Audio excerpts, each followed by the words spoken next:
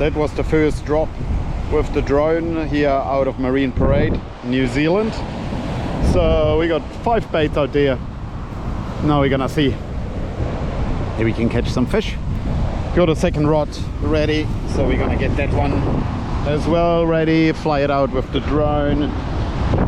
Yeah, stay with me.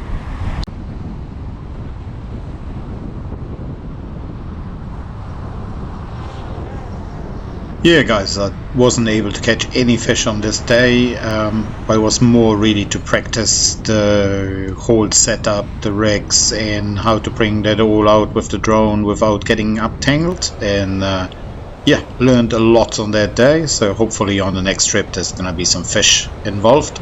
Catch you guys on the next one.